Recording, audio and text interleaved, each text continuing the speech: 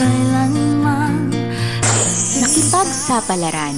Kaya ako nag-abroad kasi yung hirap ng buhay. May pangarap ako sa mga anak ko eh. Gusto ko makapag-aral. Isa sa dahilan din ng pag-abroad ko yung nagsasama namin ng asawa ko. Mahirap balikan yung sakit na dinanas ko o namin ng mga anak ko doon sa asawa ko. Bakit hanggang sa huli ay nagdesisyon ako makipaghiwalay. Naranasan ko yung magulpe. Dumarating sa time na pagtitiisan namin ng mga anak ko ang 5 pisong ulam na paghahati-hatian namin. Dumating ako sa point na kailangan ko rin ng makakasama. Malaki ang naitutulong nung naging boyfriend ko sa abroad. Doon ko nakita yung respeto ng isang lalaki sa babae na hindi ko naranas sa asawa ko. May time na tuwing, siyempre maglalabas kami, magdidisco. Pumunta ako doon sa pad niya, siyempre, namin yan, gimmick namin. Pagdating doon sa pad niya, siyempre, pagising ko sa umaga, makita ko yung ref. May mga gamot-gamot doon. So, tinanong ko siya, sabi niya, gamot daw sa dugo. Nung nagbabantay ako kay mother, siyempre, kailangan ilakad ko rin yung yung mga papeles ko. Nagpa-medical ako. Kasama sa medical yung HIV test. So, siyempre, wala naman ako inaalala. Wala naman ako iniisip na meron ako niyan. Test. So, yung nagtaka ako, bakit 2 weeks pinabalik ako. Kasalukuyang nakaburol si nanay nung tinawagan ako ng clinic. Pero kailangan daw, personal kong makuha. Pagdating ng clinic, pinahintay-hintay ka hanggang maubos na yung mga pasyente doon sa clinic. O sabi ng medtech, siya yung lumapit sa akin, yung tumatawag sa akin. Yung director po namin yung kakausap. Pasok doon sa office ng director, sinabi niya agad na there's something wrong. You're not fit to work. Kasi nag-reactive sa HIV. Umiiyak na ako doon sa doktor. So yun, iniyakan ko siya hanggang magbiyahe ako, papauwi ng probinsya uli.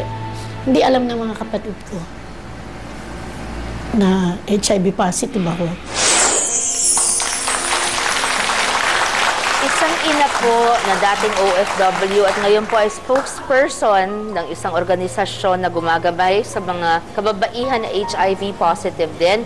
Mga kapatid, si Elena Felix. Hello, Elena. Good afternoon. Thank you very much for being here today. Elena, hindi ko ma-imagine, no? Ano ang naramdaman mo nung sabihin ng doktor sa'yo? Padahan-dahan pa no? Pinasa-pasa ka pa So, alam mong medyo something was parang hindi good news yung parating. Yeah.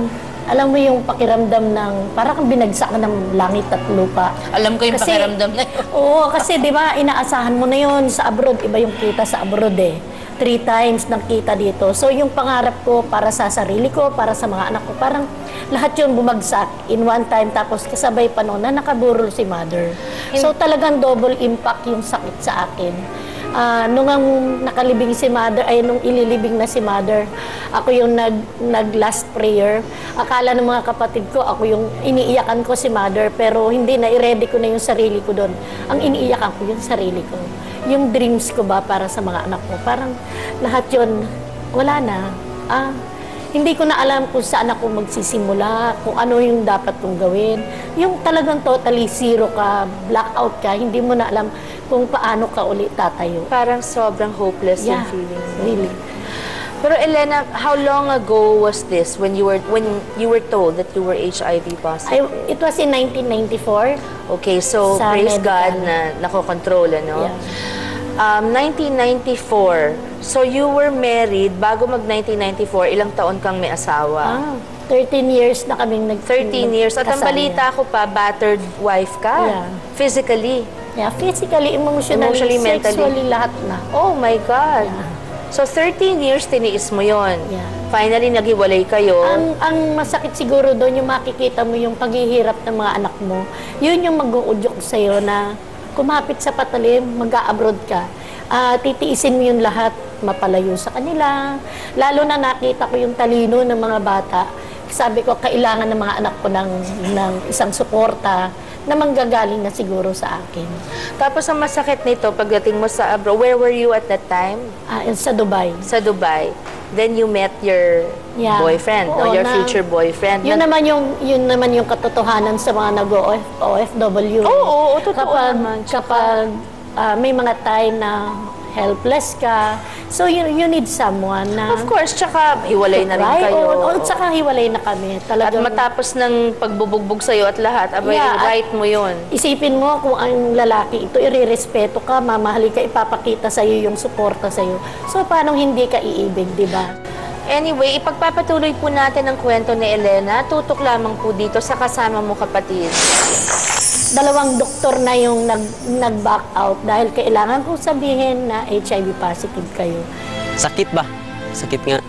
Kuan kaning atong mahal sa kinabuhi na nangamatay sila diha.